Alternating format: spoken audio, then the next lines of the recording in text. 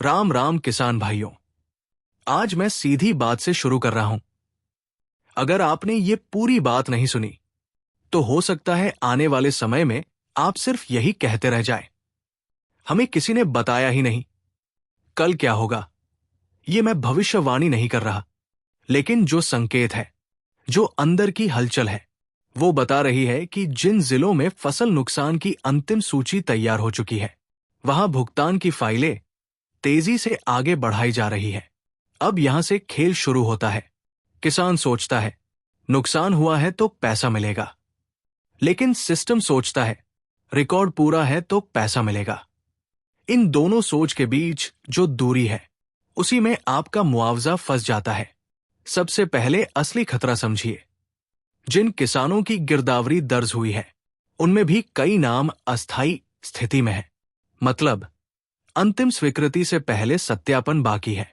अगर उस सत्यापन में जमीन का रिकॉर्ड पुराना मिला, नाम में मिलान गड़बड़ हुआ या बैंक स्थिति अस्थिर पाई गई, तो नाम सीधा बाहर। और ये प्रक्रिया बिना शोर के होती है, आपको सूचना तक नहीं मिलती। अब दूसरी परत, कई जगह राजस्व रिकॉर्ड अपडेट अभियान चल रहा है। पुरानी जमाबंदी, बंटवारा दर्ज नहीं, उत्तराधिकार अपडेट नहीं, या हिस्सेदारी स्पष्ट नहीं। अगर आपका खेत संयुक्त नाम में है और हिस्सेदारी स्पष्ट नहीं, तो सिस्टम भुगतान रोक देता है। अब तीसरी परत, कृषि विभाग और बैंक मिलान। जब भुगतान फाइल बैंक में जाती है, तो बैंक तीन चीजें देखता है: खाता सक्रिय है या नहीं, आधार लिंक है या नहीं, डीबीटी अनुमति चालू है या नहीं। अगर खाता निष्क्रिय है तो पैसा लौट जाता है। अगर आधार लिंक टूटा है तो भुगतान लंबित। अगर डीबीटी अनुमति बंद है तो फाइल रुक जाती है। अब सबसे खतरनाक हिस्सा, कई किसान सोचते हैं हमारा खाता तो चल रहा है, लेकिन बैंक में छोटा लेन देन नहीं होने से खाता निष्क्रिय की श्रेणी में चला जाता है और भुगतान के समय सिस्टम उसे अस्वीकार कर देता है। अब चौथी परत, ईकेवाईसी और मोबाइल सत्यापन। अगर मोबाइल नंबर आधार से अलग है और बैंक में अलग दर्ज है, तो ओटीपी सत्यापन असफल हो सकता है। कई भुगतान इसी कारण अटकते हैं। अब पांचवी परत, आय और पात्रता सीमा। कुछ योजनाओं में आय सीमा लागू होती है। अगर परिवार पहचान में कुल आय अधिक दिख रही है या सदस्य संख्या अपडेट नहीं है, तो पात्रता रुक सकती है। अब असली डर समझिए।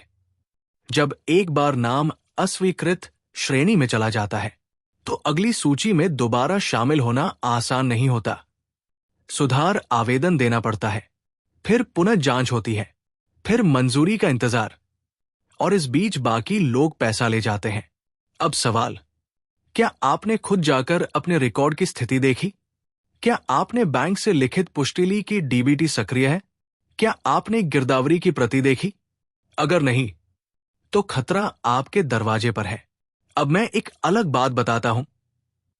कुछ जिलों में कृषि अनुदान की लंबित फाइलों की समीक्षा चल रही है।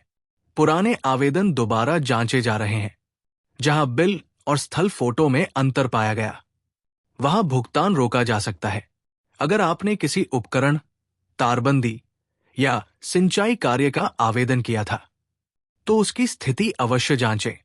अब मनोवैज्ञानिक सच, किसान अक्सर आखिरी दिन पर दौड़ता है, लेकिन सरकारी सिस्टम में जो पहले जांच करता है, उसी की फाइल साफ निकलती है। अब आप क्या करें?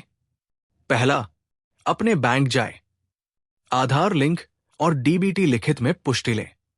दूसरा, पटवारी से गिरदावरी की प्रति देखें, नाम, खसरा, नुकसान प्रतिशत मिलान करें। तीसरा, ईकेवाईसी अपडेट कराएं। चौथा, अगर आवेदन किया है तो उसकी स्थिति पूछें। अब एक और चेतावनी, गांव में अफवाहें तेज चलती है। आज पैसा आ रहा है, सूची बंद हो गई, नाम कट गए। अफवाह से ज्यादा खतरनाक कुछ नहीं। सिर्फ आधिकारिक रिकॉर्ड देखें।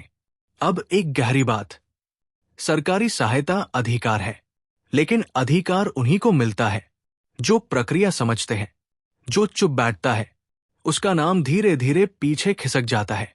और अंत में, अगर कल भुगतान की शुरुआत होती है तो वही किसान सबसे पहले लाभ पाएंगे, जिनके कागज, बैंक और रिकॉर्ड पूरी तरह स्पष्ट है।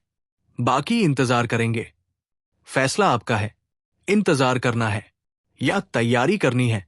डरना नहीं है, लेकिन लापरवाही भी नहीं करनी। कल से पहले अपने रिकॉर्ड की जांच कर लें। राम राम किसान भाइयों। सतर्क रहिए, जागरूक रहिए और अपने हक के लिए तैयार रहिए। जय किसान।